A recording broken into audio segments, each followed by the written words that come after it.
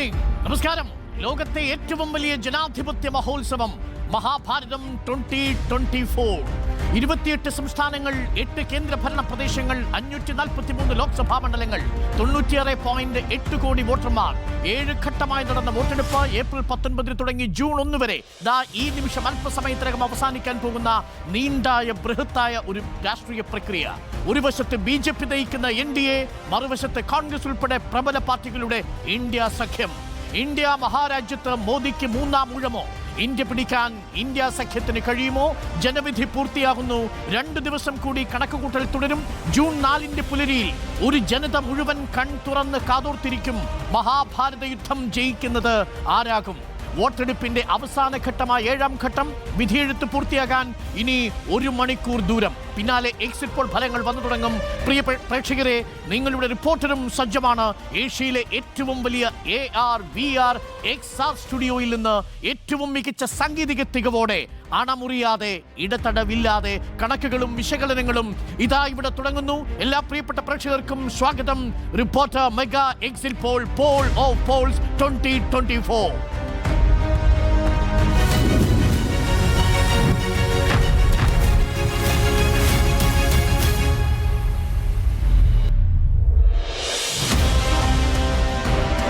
Reporter മഹാ exit poll, poll of പോൾസിൽ എനിക്കൊപ്പം Sujaya Pavathi. Good evening Sujaya Pavathi. Good evening, Dr. Arun. Get ready to the exit poll. Yes.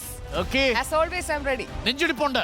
ഒരു നെഞ്ചിടിപ്പുമില്ല, സന്തോഷം കൊണ്ട് നെഞ്ച് തുടിക്കുകയാണ്. ആഹാ, ആ തുടിപ്പ് 400ലേക്കോ 300ലേക്കോ 200ലേക്കോ എന്നറിയാൻ ഇനി മിനിറ്റുകൾ മാത്രം. തീർച്ചയായും. Okay, Andrew Augustine, very good evening. Welcome. Good evening.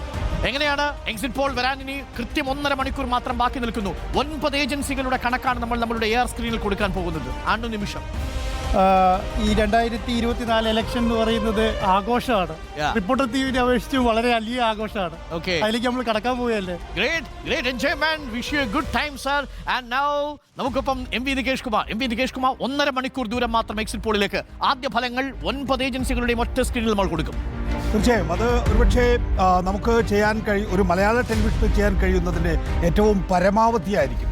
കാരണം സാധാരണഗതിയിലൊരു റിസൾട്ട് എങ്ങനെ കൈകാര്യം ചെയ്യുന്നോ അതുപോലെ തന്നെയാണ് റിപ്പോർട്ടർ TV എക്സിറ്റ് പോൾ ഫലങ്ങളും കൈകാര്യം ചെയ്യുന്നത് എന്ന പ്രത്യേകത പ്രേക്ഷകരെ അറിയിക്കുന്നതിൽ വലിയ അഭിമാനം തോന്നും. മാത്രമല്ല MV നികേഷ് കുമാർ, 20 മണിക്കൂർ നീണ്ടു നിൽക്കുന്ന exit poll, poll of polls ആണ് നമ്മൾ കൊടുക്കാൻ പോകുന്നത്. ഇന്ന് അവസാനിക്കുന്നില്ല. നാളെ പുലർച്ചെ 7 മണി മുതൽ രാത്രി 10 മണി വരെ നമ്മൾ ഇവിടെ ഉണ്ടാവും. തീർച്ചയായും അതാണ് അതിൻ്റെ ഒരു ഇതുമായി ബന്ധപ്പെട്ട ഏറ്റവും വലിയ അട്രാക്ഷൻ. കാരണം എന്ന് വെച്ചാൽ നമുക്ക് ആദ്യ സയന്റിഫിക് ആയിട്ടുള്ള സൂചനകൾ കിട്ടുന്നതോടുകൂടി നമുക്കത് കൃത്യമായി വിശകലനം ചെയ്യാനുള്ള ഡാറ്റ നമ്മുടെ കയ്യിൽ വരുന്നു. ആ ഡാറ്റയാണ് നമ്മൾ എക്സ്പ്ലോർ ചെയ്യാൻ പോകുന്നത്. ഡാറ്റ അനാലിസിസിന്റെ ഉത്സവാഘോഷത്തിലേക്ക് പ്രേക്ഷകർക്ക് ഒരിക്കൽ കൂടി സ്വാഗതം. നമുക്കൊപ്പം സ്മൃതി പരുത്തിക്കാർ. സ്മൃതി, വെക്കേഷൻ കഴിഞ്ഞ് സ്മൃതി വന്നിറങ്ങുന്നത് ഇനി അങ്ങോട്ടുള്ള ഏകദേശം 20 മണിക്കൂർ നേരം അണമുറിയാതെ നമ്മൾ ഈ ഇലക്ഷൻ ഫെസ്റ്റിവലിന്റെ ഭാഗമാവുകയാണ്. എക്സിറ്റ് പോൾ വരുന്നു. നെഞ്ചു പിടയ്ക്കുന്നുണ്ട്. കാരണം പ്രവചനാതീതമാണ് ഇത്തവണത്തെ തെരഞ്ഞെടുപ്പ്. 2.5 മാസത്തെ പ്രചാരണം, 1.5 മാസത്തെ തെരഞ്ഞെടുപ്പ്, ദീർഘമായ കാലയളവാണ്. അപ്പോൾ അവസാന നിമിഷങ്ങളിൽ വന്ന സംഭവവികാസങ്ങളടക്കം, പ്രതികരണങ്ങളടക്കം, കണക്കൂട്ടലൊക്കെ അങ്ങോട്ടും ഇങ്ങോട്ടും ഒക്കെ മാറി മറയുകയാണ്. പ്രത്യേക തരത്തിലുള്ള സഖ്യങ്ങളുണ്ട്. ആ സഖ്യത്തിന്റെ സൗന്ദര്യമുണ്ട്. ആ സഖ്യത്തിന്റെ സൗന്ദര്യമാണോ വിജയിക്കുക, അപ്പുറത്തെ തീവ്ര നിലപാടുകളാണോ വിജയിക്കുക എന്നറിയാൻ ഇനിയും മണിക്കൂറുകളുണ്ടല്ലോ. നെഞ്ചടിപ്പുണ്ട് നല്ലോണം. Unni Balakrishnan, welcome and very good evening. ഈ വരാൻ പോകുന്ന 1.5 മണിക്കൂർ 9 ഏജൻസികളുടെ പ്രഡിക്ഷനാണ് നമ്മൾ പ്രേക്ഷകർക്ക് മുന്നിൽ കൊടുക്കുന്നത്.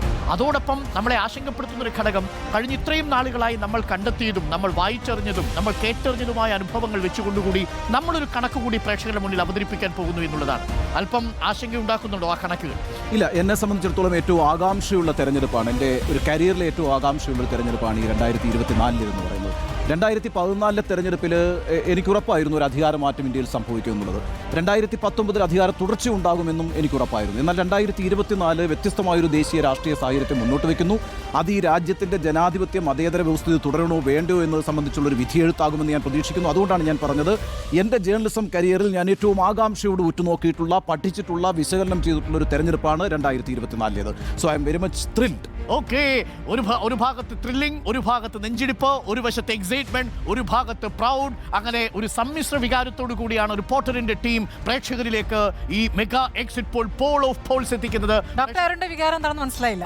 My sense is excitement compelled with thrilling compelled with academic curiosity. കാര്യം ഈ രാജ്യം എങ്ങോട്ട് പോകുന്നു എന്നത് അടയാളപ്പെടുത്തുന്ന ഒരു തിരഞ്ഞെടുപ്പാണ്. അത് പല തലങ്ങളിൽ നമ്മൾ ചർച്ച ചെയ്യേണ്ടതുണ്ട്. ഉണ്ണി ബാലകൃഷ്ണൻ, വി നികേഷ് കുമാറും കഴിഞ്ഞ കുറേ ദിവസങ്ങളായി ഓരോ സംസ്ഥാനത്തിന്റെയും പോക്കുകളുടെ ഗതികൾ, ട്രാക്കുകൾ കൃത്യമായിട്ട് ഡിഫൈൻ ചെയ്യുന്നുണ്ടായിരുന്നു. അതെല്ലാം എക്സിറ്റ് പോളിൽ റിഫ്ലക്ട് ചെയ്യുമോ എന്നതാണ് ഞാൻ കാത്തിരിക്കുന്നത്. നമുക്ക് ആഴത്തിലുള്ള വിശകലനങ്ങളിലേക്ക് പോകണം. പക്ഷെ അപ്പോഴും പ്രേക്ഷകരെ നമ്മൾ ഓർമ്മിപ്പിക്കുന്നു സുജയ, 6:30 മണിക്ക് മാത്രമേ എക്സിറ്റ് പോൾ ആദ്യ ഫലങ്ങൾ വന്നത്. 7ാം ഘട്ട വോട്ടെടുപ്പ് ഇപ്പോഴും നടന്നുകൊണ്ടിരിക്കുകയാണ്. 7ാം ഘട്ടത്തിൽ വിധി എഴുതിക്കൊണ്ടിരിക്കുകയാണ് 57 മണ്ഡലങ്ങൾ. അത് പൂർത്തിയാകുന്നു 6 മണിക്ക്. വീണ്ടും ക്യൂവിൽ നിൽക്കുന്നവർക്കുള്ള അവസരമായി ഒരു അരമണിക്കൂർ കൂടി അവർക്ക് കിട്ടും. അതിനുശേഷം 6:31 ഓൺവേർഡ്സ് നമ്മുടെ സ്ക്രീനിലേക്ക് ഈ ഫലങ്ങൾ ഓരോന്നും വരുന്നത് അപ്പോൾ നമ്മൾ പ്രേക്ഷകരിലേക്ക് എത്തിക്കാനുള്ള എല്ലാ ക്രമീകരണവും. We are all set. Okay.